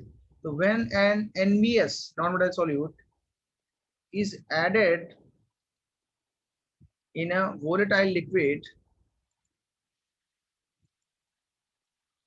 then its vapor pressure decreases। ये बहुत अच्छे से आगे पढ़ना है, पूरा कॉन्सेप्ट है ये। then its vapor pressure decreases। क्यों ऐसा होता है देखो, मान लो ये प्योर लिक्विड है, कुछ मिलाया नहीं इसमें, सारी के सारे सरफेस पे क्या होगा, लिक्विड मॉलिक्यूल होंगे कि नहीं होंगे, हाँ ना बोलो, होंगे। इसका वेपर प्रेशर मान लिया है 0.5 atm। बॉयल करने के लिए इसको अभी कितना चाहिए, 1 atm। अभी इसमें NVS मिला दिया, क्या मिला दिया, NVS, फॉर एग्जाम्पल NaCl मिला दिया पानी में। बोलो अभी सरफेस पे क्या सिर्फ वाटर होगा क्या, बोलो, ये तो सॉल्यूशन बनाता है ना, डिजॉल्व हो जाता है, नीचे तो बैठता नहीं NaCl, NaCl तो पूरे पानी में घुल मिल जाता है ना, तो कहीं कहीं पे NaCl के पार्टिकल्स होंगे या नहीं, बोलो यस और नो। उसमें से वोलेटाइल कौन सा है सिर्फ, वाटर। तो वेपर्स कम बनी कि नहीं बनी, वेपर प्रेशर डिक्रीज हो गया कि नहीं हो गया। सर एक जी बार सर। वापस बताइए ना। मैं बोल रहा हूँ जब पानी में NaCl मिलाया तो वो घुल गया कि नहीं, डिजॉल्व हुआ कि नहीं। हाँ सर। अब उसकी सरफेस पे लेकर के हर जगह क्या NaCl भी प्रेजेंट है, हाँ हाँ या हाँ बोलो, सर। क्या वो सरफेस पे भी है, लेकिन सरफेस से सिर्फ कौन से वाले मॉलिक्यूल्स इवोपरेट होंगे, वाटर मॉलिक्यूल्स। क्या उनके नंबर्स घट गए, हाँ सर, क्योंकि NaCl ने उसकी जगह ले ली। तो वेपर प्रेशर भी घटेगा ना सेम टेम्परेचर पे। Yes sir. तो बॉयल करना किसको टफ है, इसको या इसको, किसको बॉयल करने के लिए ज्यादा टेम्परेचर देना पड़ेगा, इसको या इसको, 1 atm लाने के लिए किसको ज्यादा हीट करना पड़ेगा, सेकेंड वाला। NVS प्लस लिक्विड वाले को। मोर हीट करना पड़ेगा, इसको ज्यादा हीट करना पड़ेगा, मीन्स इसका बॉइलिंग पॉइंट इंक्रीज हो जाएगा। हाँ बोलो, यस। यस अगर सर। पानी का बॉइलिंग पॉइंट 100 डिग्री सेंटीग्रेड है तो नमक डाल के कितना हो जाएगा, 102, 103, 104, 101 हो जाएगा, 101 एक्सेट्रा। क्यों हो जाएगा, क्योंकि नमक पानी को वेपर में बदलने नहीं देगा, तुम्हें ज्यादा हीट करना पड़ेगा। इसलिए अगर हम सॉल्ट डाल के कुछ कुक करते हैं तो वो अच्छा कुक होता है।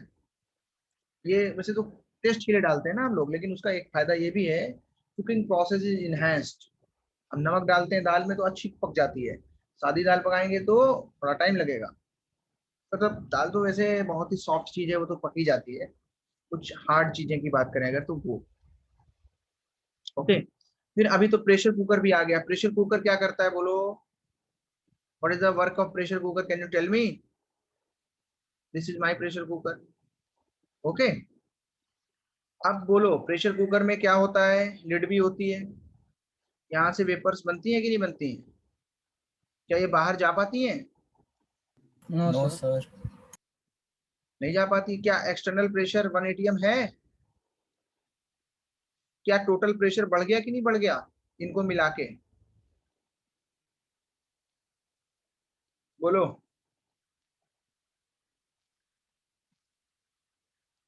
क्या एक्सटर्नल प्रेशर बढ़ा, तो जब रिमेनिंग पानी बचा है क्या उसको कुक करने के लिए और ज्यादा हीट करना पड़ेगा कि नहीं करना पड़ेगा?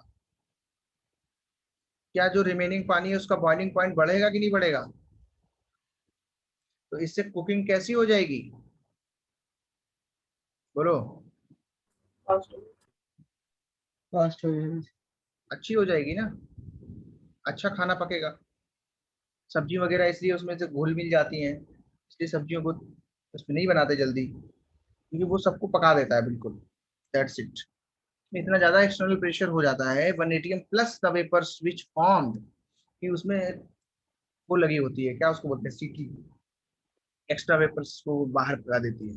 उसको इस तरीके से डिजाइन किया होता है कि इससे ज्यादा प्रेशर हैंडल नहीं कर पाएगी, और उससे उसके बाद में वॉल खुल जाएगा, और वो जो एक्स्ट्रा है वो निकल जाएगी बाहर। उसको बंद कर दिया तो कई बार विस्फोट हो जाता है, इसलिए उसमें ध्यान रखना पड़ता है। क्योंकि अगर इसमें से निकलेगी नहीं एक्स्ट्रा वेपर, तो इसको तो कुकर को पता ही नहीं चलेगा। पानी तो बोलेगा मुझे तो भाई गर्म कर रहे हो तो मैं तो वेपर बनाऊंगा, ये बोलेगा नहीं बनाने दूंगा, बॉयल नहीं होने दूंगा। वो अब पानी हीट पाएगा तो और वेपर बनाएगा, इसे इतना ज्यादा इसमें भर जाता है, ब्लास्ट कर जाता है ये। इसलिए अच्छे क्वालिटी का प्रेशर कुकर लेना चाहिए हमेशा। ठीक है, आगे बढ़े अभी। Yes. हाँ, क्वेश्चन है उसी कॉन्सेप्ट पे जो पीछे पढ़ाया था। तो अगेन क्या हमने यहाँ पे सिखाया, इसमें एक लाइन लिखनी पड़ेगी, sorry. On adding NVS boiling point of liquid increases, ठीक है, दैट इज सोल्यूशन बन जाएगा, उसका बॉइलिंग पॉइंट इंक्रीज कर जाएगा। आया समझ में? ये लाइन समझ में आ रही है अभी? Can you understand this line? On adding NVS boiling point will increase और नॉट? बोलो, पड़ेगा ना? ऊपर यस सर। समझाया। एक सवाल दे रहा हूं मैं, इसको सॉल्व करो।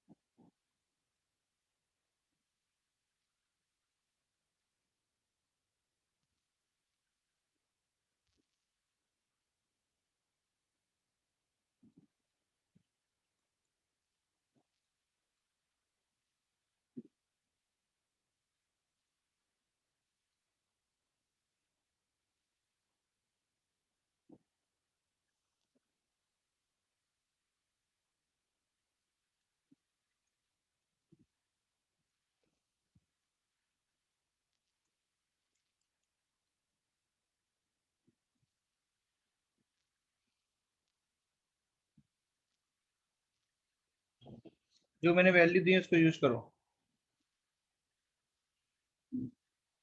अपने मन से वैल्यू नहीं लेना है।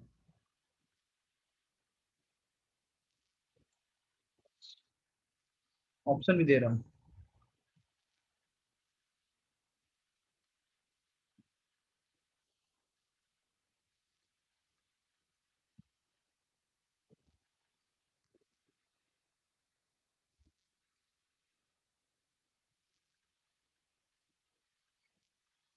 फाइव मिनट से तुम्हारे पास आंसर फाइनल आना चाहिए एकदम, ऐसे समझो एग्जाम में लिख रहे हो।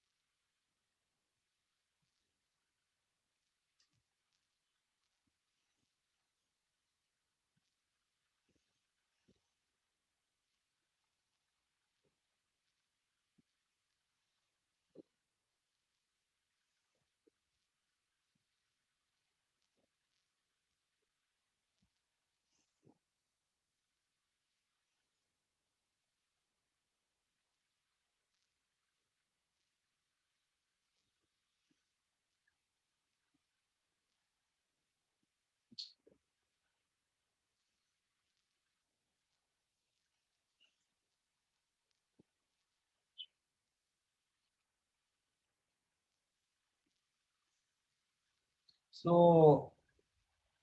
ध्यान रहे किलो जूल पर मोल है। Delta H vaporization, Clausius Clapeyron equation लगाओ, सॉल्व करो।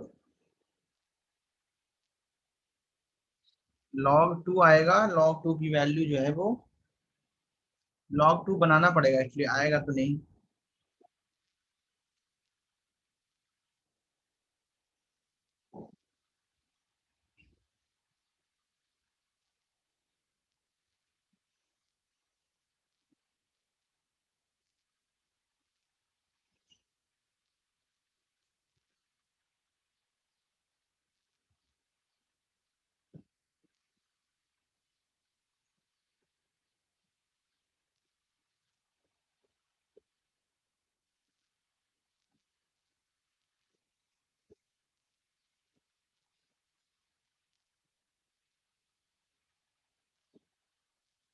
आया, आंसर आया। देखो कैसे आएगा, आसान है, टफ नहीं समझो इसको। log base 10 P2 upon P1 delta H vaporization 2.303 R 1 upon T1, ये फॉर्मूला है। अब इस क्वेश्चन के लिए normal boiling point of water इतना है। अगर मैं इसको P1 मान लेता हूं तो P1 कितना आएगा, बोलो। P1 कितना आएगा, 1 atm। भाई जिस समय बॉयल कर रहा है उसमें 1 atm होगा ना उसका, क्योंकि नॉर्मल लिखा है। नॉर्मल का मतलब प्रेशर कितना होना चाहिए, 1 atm। mmHg में कितना होगा, P2। P2 हाँ, यस, P2 कितना है, 19।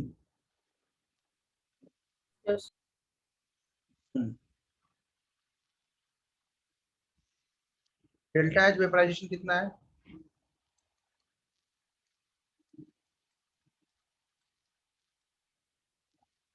वैल्यू पुट कर दो क्वेश्चन ऊपर वाली में।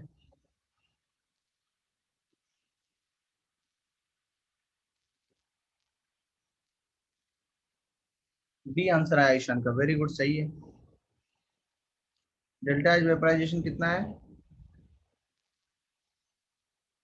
किलो में बदल दो इसको, किलो की वैल्यू पुट कर दो। आर कितना दिया है, क्वेश्चन में जो दिया वो लेना है।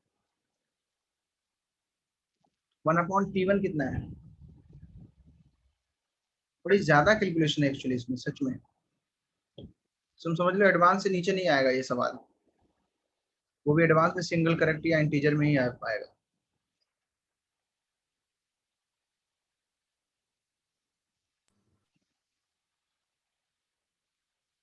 मतलब क्वेश्चन आसान है लेकिन कैलकुलेशन है इसमें। ये 19 फोर्जा होता है, 1/40। और इसको तो सॉल्व कर रहे होगे तुम लोग, क्या बताऊं मैं इसमें।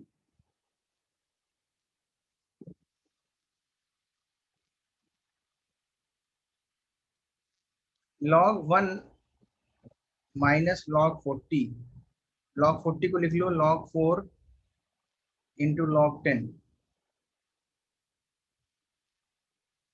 इसको सॉल्व करके मुझे बताओ कितना आया ये।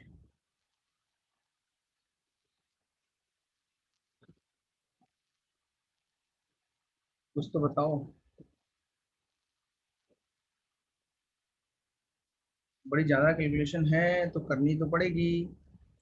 40.67 डिवाइडेड बाई 2.303 डिवाइडेड बाई 8.3, इसको कैलकुलेट करोगे 2.12 आएगा। एग्जाम देना है तुम लोगों को, याद रखना है ये बात, करना पड़ेगा। -2 इंटू 0.3 log 4, 2 इंटू log 2 हो जाता है 2 इंटू लॉग 2 को मैं ऐसे लिख सकता हूँ, माइनस लॉग 10 1 होगा। अभी इसको ऐसे ही रखो, तो काम अभी बचा हुआ है। इसको सॉल्व करो, कितना आएगा? 1 माइनस 0.6 माइनस 1.6 आएगा अपॉन 2.12 इंटू 10⁻3। इतना सा बचा है, सॉल्व करते करते लाए हैं इसको।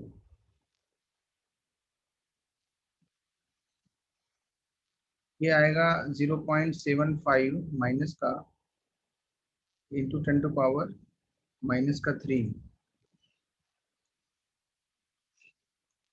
और ये आएगा 1/373 माइनस 1/t। 1/t निकालो, 1/373 प्लस 0.75 इंटू 10⁻³ 1/373 कितना होगा? कैलकुलेट करो। 0.0026। ये कितना है? 0.00 जीरो एक्स्ट्रा बढ़ाना है मुझे, 75। ये 1/t कितना आएगा? ये 0.0007 ये आएगा 0.00343। टी कितना आएगा? 1/00343। इतनी ज्यादा कैलकुलेशन? 291.5 आया मेरा। मैंने थोड़ी अप्रोक्सीमेशन कराई है। Answer is B. नोट करो जल्दी। कोई बड़ी कैलकुलेशन नहीं है, लेकिन टाइम लगेगा बस। कोई आसान तरीका इसका ढूंढ लो और कैलकुलेट कर लो।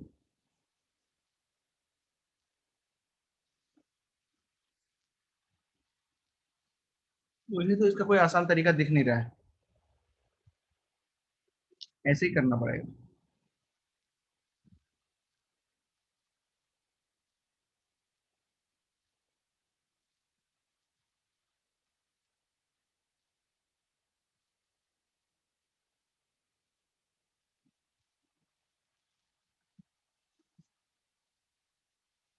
समझ में आया क्या?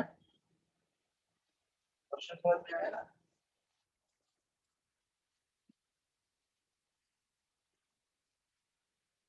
कोई डाउट है तो पूछो।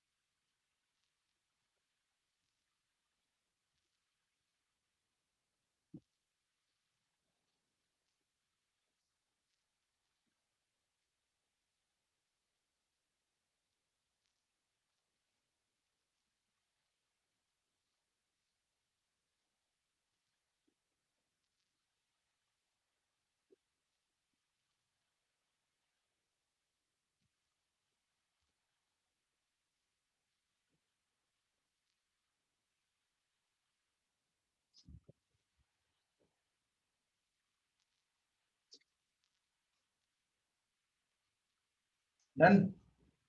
नोट हो चुका? लगभग बराबर तो आया आंसर। आगे पीछे है थोड़ा बस। अप्रोक्सीमेशन किए थे मैंने, यहाँ पे किए थे ना, तो थोड़ा कम ले लिया था, उसकी वजह से। यहाँ नहीं, कहीं तो किया था। हाँ, यही किया था। चलो कोई बात नहीं। तो ये हमारा सवाल हो गया। अब फिर टफ कैलकुलेशन मैंने इसमें दी रखी है, इसलिए तुम्हें दिक्कत हुई। नेक्स्ट चलो, calculation of vapour pressure of ideal solution. Ideal solution वो होता है जब दो सॉल्यूशंस को मिलाने पे वॉल्यूम चेंज ना हो, एंथैल्पी चेंज ना हो, ठीक है, तो दोनों लिक्विड इमिसिबल ना हो। मतलब लिक्विड कुड बी मिसिबल।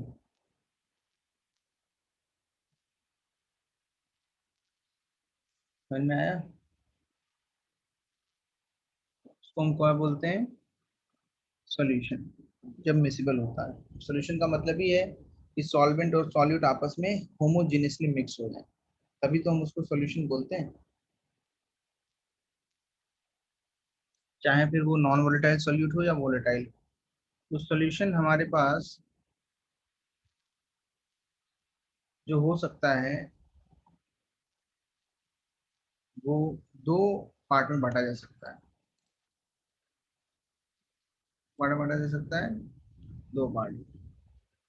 एक हमारा सॉल्यूट, एक हमारा सॉल्वेंट। सॉल्यूट हमारा दो टाइप का हो सकता है, एक हमारा वोलेटाइल सॉल्यूट और एक नॉन वोलेटाइल सॉल्यूट। एनवीएस और वोलेटाइल।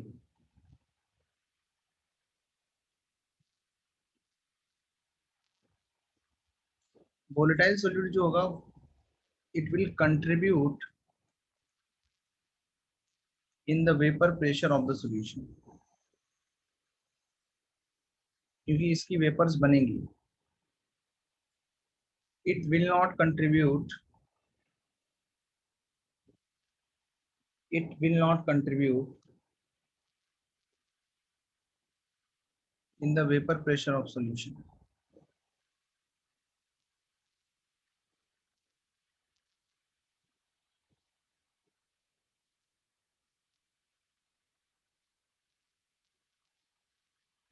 सॉल्वेंट क्या होता है? हमेशा वोलेटाइल ही होता है। और इन जनरल इस चैप्टर में H2O लेते हैं। इन जनरल इस चैप्टर में क्या लेते हैं? H2O। तो अभी जो कॉम्बिनेशन मेरा है वो सबसे पहला कॉम्बिनेशन में ले रहा हूँ, वोलेटाइल को वोलेटाइल में जब मिलाएं। जब वोलेटाइल किसमें मिलाएं? वोलेटाइल में। ठीक है। उसके पहले एक हेडिंग डाल लो, राउल्ट्स लॉ। क्या डाल लो? Raoult's law. राउल्ट्स लॉ क्या बोलता है? आप तो पर्सनल कर सकते हो। हाँ, लिख रहे हो क्या अभी? ये नोट करो फिर।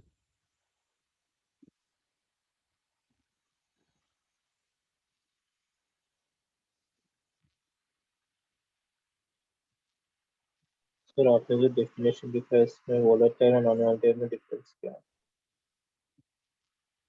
क्या बोले बच्चे? सर आपने जो डेफिनेशन लिखा है इसमें वोलेटाइल और नॉन वोलेटाइल सॉल्यूट में डिफरेंस क्या है?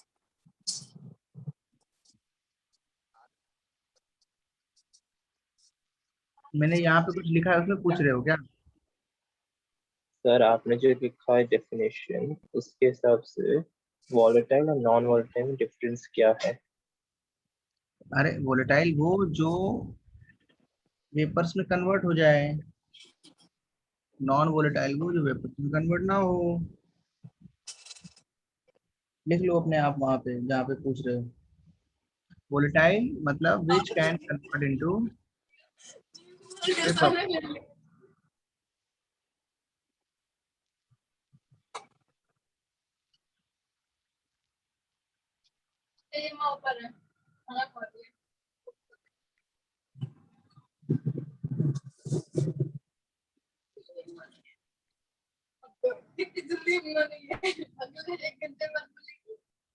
मेरा बच्चा लिख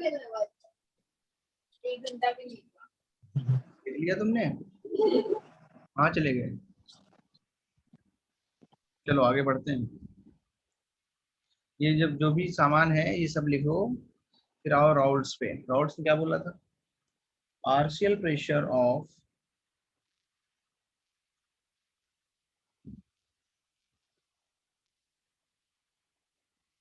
volatile component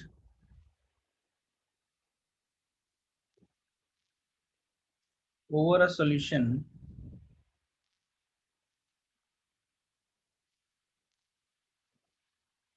is directly proportional to the mole fraction of that component in the solution. कितने लोग इसका मतलब समझ पा रहे हैं? सिंपल सी बात है भाई, जिस पोर्शन में, जिस रेशियो में, जिस फ्रैक्शन में नीचे रखा होगा, उसी फ्रैक्शन में तो वेपर्स आएंगी।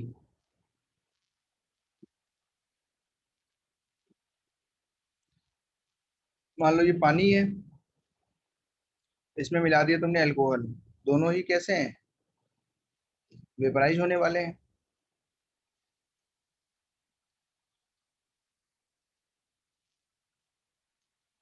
तो भाई H2O और अल्कोहल दोनों ही ऊपर उड़ रहे हैं, ठीक है, या मेथनॉल ले लो, जो भी लेना है ले लो, सब तो इसके अंदर मिक्स भी हो जाते हैं, सॉल्यूशन भी बना लेते हैं और उड़ते भी हैं। तो यहाँ पे जो वेपर प्रेशर होगा H2O का, वो प्रोपोर्शनल होगा mole fraction of H2O inside the container, inside the liquid.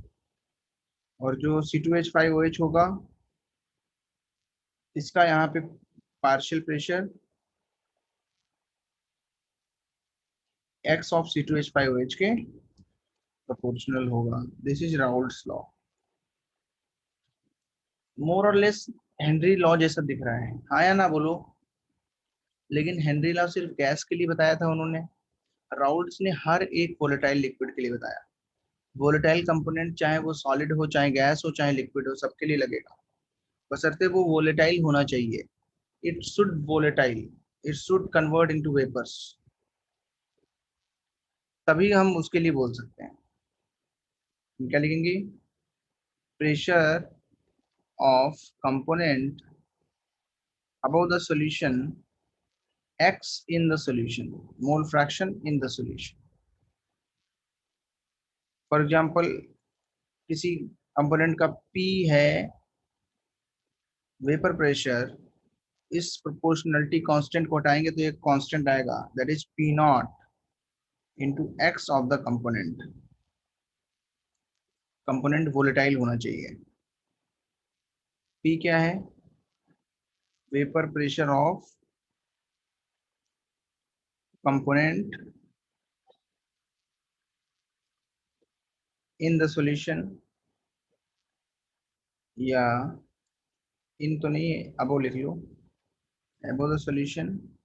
Solution के अंदर है, अकेला नहीं है, देयर आर टू और more things. Vapour pressure of pure component जब अकेला है, when it is alone, then the whole pressure will be created by it, that will be equal to P naught, and x component जो है वो क्या है? Mole fraction of component in the solution. Note करो जल्दी से, कुछ लिखना है इसमें?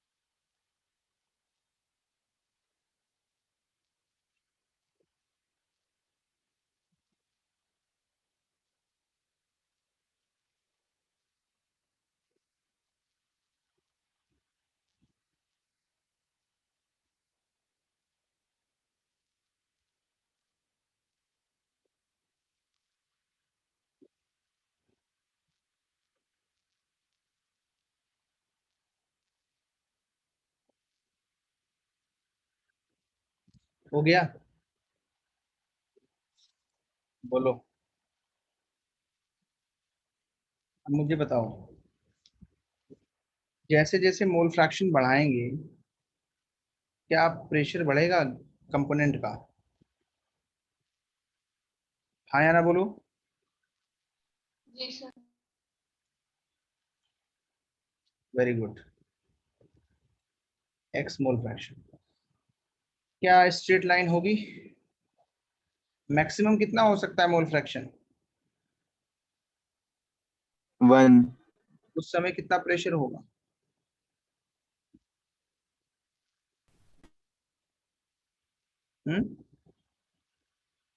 मैक्सिमम कितना P प्रेशर होगा? P0।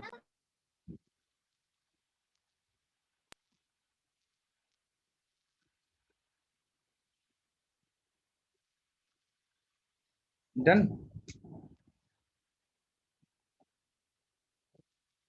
सर वो पीनट क्या है वो नहीं समझा, एक बार वापस बताइए ना। सुनो, जैसे कि मैंने अकेला कंपोनेंट ले लिया, for example methanol which is volatile. अकेले में इसका जो प्रेशर आएगा उसको क्या बोलेंगे उस टेम्परेचर पे? P not. जब पानी के साथ मिक्स कर दोगे तो अकेला तो नहीं है ये। क्या सारी वेपर्स मेथनॉल की होंगी क्या? नो सर, पानी की भी होगी। पानी की भी होंगी। टोटल प्रेशर इनको मिला के आएगा डाल्टन के लॉ से। ये पी नॉट 100% है ना यहाँ पे, तब है पी नॉट। यहाँ पे एक्स की वैल्यू कुछ कम है। क्या पी नॉट जो है वो बड़ा होगा कि नहीं होगा? Yes sir, yes sir. So ये this is P naught when the pure liquid is taken.